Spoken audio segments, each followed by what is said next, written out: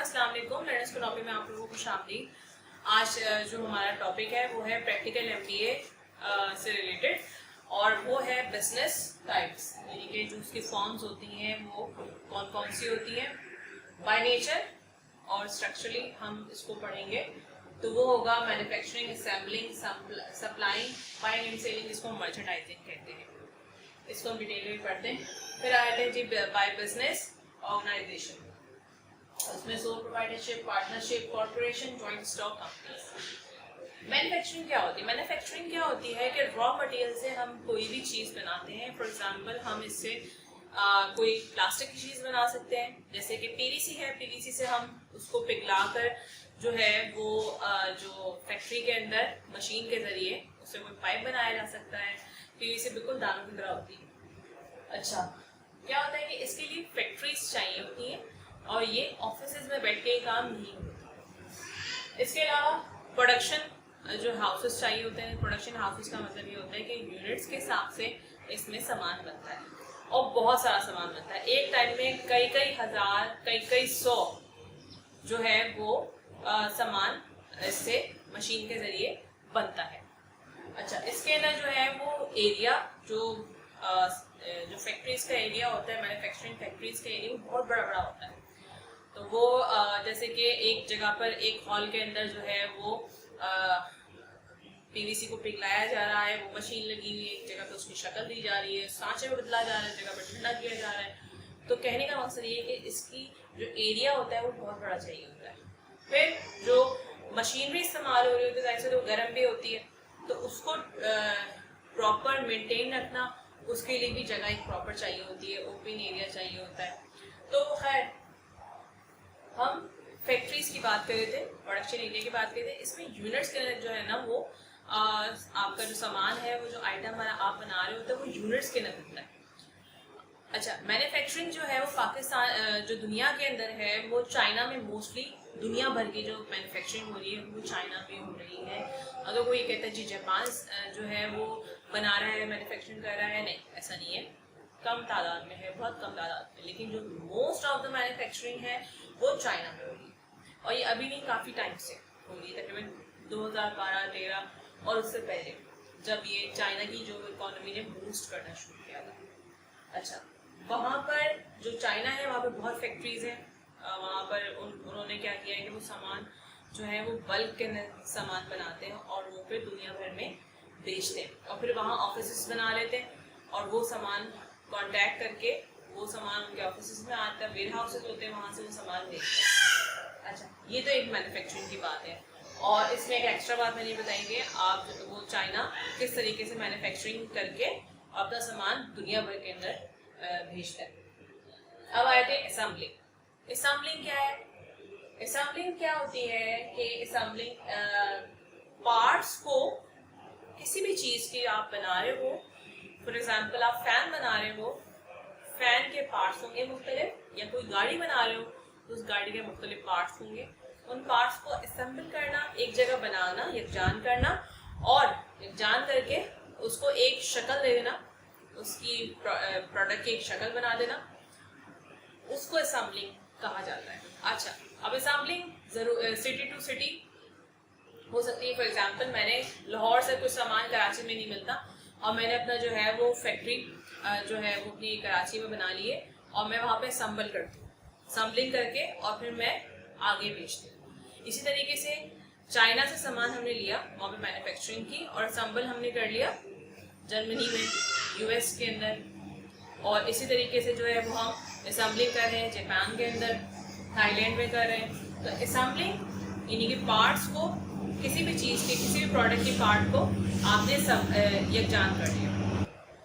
फिर आए थे जी सप्लाइंग की साइड पे। सप्लाइंग क्या चीज़ होती है? यानी कि मीडियम, कुछ जो कंपनीज होती हैं या कुछ ऑर्गेनाइजेशन होती है, बिजनेस जो होते हैं, उनका जो नेचर होती है वो होती है यानी कि सामान को एक जगह से दूसरी जगह लेके जाना। तो उनकी भी कंपनीज, उनकी भी ऑर्गेनाइजेशन होती हैं, तो वो बाकायदा लोग इस पर काम कर रहे होते हैं। जैसे ट्रॉलर्स हैं, ट्रॉलर्स का बाकायदा एक नाम है। जैसे इसी तरीके से कार्गो कंपनीज होती हैं, कंटेनर्स का जो काम करते हैं, कंटेनर का सामान जो है वो शिप के जरिए आता है और आके वो पे दूसरे मुल्क में पहुंचता है।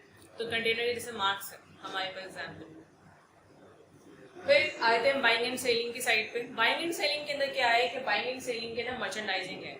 मर्चेंडाइजिंग का नाम इसको हमने दिया है, यानी कि आपने सामान लिया, सामान ले लिया, आप किसी मुल्क से भी ले सकते हैं, आप किसी सिटी से भी अपने मुल्क की सिटी के से एक सिटी से दूसरी सिटी से भी ले सकते हैं, दूसरी सिटी में भी ला सकते हैं, तो वो मर्चेंडाइजिंग कहलाती है। तो बाइंग एंड सेलिंग है, यानी कि आपने एक जगह से सामान मंगा के और बेच दिया।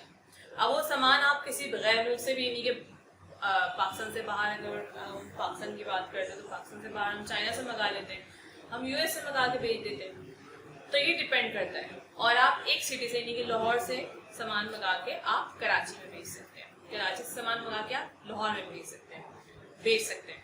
अच्छा, ये तो थी हमारी बाइंग सेलिंग का, जिसको हम मर्चेंडाइजिंग कहते हैं। हमारी कंपनीज होती हैं इसकी, ठीक है, वो ईमेलिंग पे काम हो रहा होता है। ये लोग वेयर हाउसेज होते हैं, समटाइम्स वेयर हाउसेज भी नहीं होते, उन्होंने सामान लेके और सामान पे जो है वो टैगिंग करके, स्टॉक के अंदर सामान होता है और वो सामान तादाद में मंगवाया, उसके टैगिंग की और आगे बेच दिया। तो वेयर हाउसेज ज़्यादा बड़े नहीं चाहिए होते हैं। इसी तरीके से समटाइम्स वेयर हाउसेज होते हैं, most of the time warehouses होते हैं, उस पर टैगिंग होती है, चेकिंग होती है, उसकी गिनती वगैरह होती है, जिसको हम स्टॉक कहते हैं।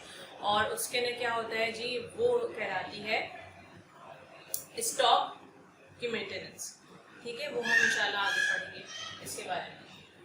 फिर आए थे जी बाय बिजनेस ऑर्गेनाइजेशन फॉर्म्स, यानी कि जो आपकी फॉर्म्स हैं वो बाय बिजनेस ऑर्गेनाइजेशन।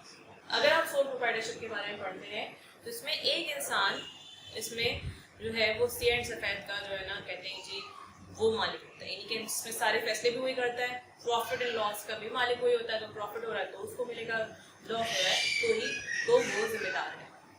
इसमें सबसे ज़्यादा जो डिसएडवांटेज होता है वो होता है कि जी इसके अंदर जो सरमाया है समटाइम्स कम होता है एज कम्पेयर टू पार्टनरशिप या दूसरी फॉर्म्स के, ठीक है, बिजनेस की फॉर्म्स के। अच्छा, इसके अंदर क्या होता है, क्योंकि एक जगह से इंस्ट्रक्शंस आ रही होती हैं तो कोई कॉन्फ्लिक्ट्स नहीं होते इसके अंदर, ये है सिलसिला। पार्टनरशिप के अंदर क्या होता है, पार्टनरशिप के अंदर जो है वो पार्टनरशिप में एक से ज़्यादा लोग बिजनेस स्टार्ट करते हैं, कंपनी को होते हैं जो भी है, बिजनेस स्टार्ट करते हैं और उसके बाद फिर उसमें सोर्स ऑफ कैपिटल ज़्यादा होता है as compare to sole proprietorship most of the time. और इसमें क्या होता है कि अगर जैसे कि फॉर एग्जांपल कोई एक पार्टनर 20% इन्वेस्ट करता है, कोई 30% इन्वेस्ट करता है, कोई 50% इन्वेस्ट करता है, और उसमें सिलसिला ये होता है कि जो उनके ना प्रॉफिट एंड लॉस आ रहा होता है वो उसी रेशो के हिसाब से आता है, यानी कि 20% के हिसाब से 20% जिसने इन्वेस्ट किया उसको मिलेगा, या वो बेयर करेगा लॉस या उसको प्रॉफिट मिलेगा, ठीक है। इसी तरीके से 30% वाला 30% के हिसाब से करेगा, 50% वाला 50% के हिसाब से करेगा। पार्टनरशिप के बाद आते हैं हम कॉर्पोरेशन की साइड पे। कॉर्पोरेशन के लिए क्या सिलसिला होता है कि अच्छा, पार्टनरशिप की एक चीज़ जो होती है डिसएडवांटेज, इसमें कॉन्फ्लिक्ट आ सकता है। कॉन्फ्लिक्ट इस तरीके से आ सकता है कि इसके अंदर जो है वो पार्टनर्स के दरमियान लड़ाई हो सकती है, यानी कि वो कोई ऐसी चीज़, कोई ऐसा फैसला जो क्या कहते हैं चाहता है कोई एक पार्टनर लेकिन दो पार्टनर नहीं चाहता, दो पार्टनर चाहते हैं लेकिन एक पार्टनर नहीं चाहता, तो अकॉर्डिंग टू इन्वेस्टमेंट वो फिर शायद उसमें मामला हल हो सकता है, वो टर्म्स एंड कंडीशंस होती हैं।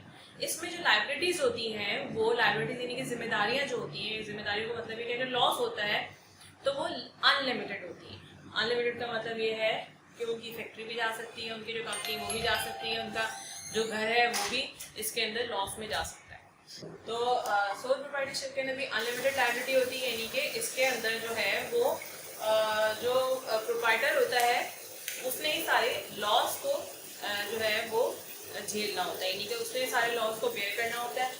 आए थे कॉर्पोरेशन की तरफ। कॉर्पोरेशन के लिए क्या होता है, जो स्टॉक होल्डर्स होते हैं, यानी कि जो उसकी जो प्रॉफिट होता है वो स्टॉक होल्डर्स को मिल रहा होता है, जिसमें स्टेक्स होते हैं। जैसे कि फॉर एग्जांपल उनके 100 उन्होंने जो है वो अपने शेयर्स को बेचा हुआ है और 100 जो यानी कि शेयर्स बिक गए हैं, और उसमें जो उनके जो मालिक होते हैं, जो उनके फैसले लेने वाले होते हैं वो होते हैं बोर्ड ऑफ डायरेक्टर्स, वो फैसला लेते हैं। लेकिन जो जिनके पास ये शेयर्स होते हैं वो इन्वॉल्वमेंट नहीं कर सकते कंपनी के, कॉर्पोरेशन के अंदर। इसमें अनलिमिटेड लायबिलिटीज होती है, यानी कि अगर कोई नुकसान होता है तो वो उनको नहीं पहुंचता जो स्टेक होल्डर्स होते हैं।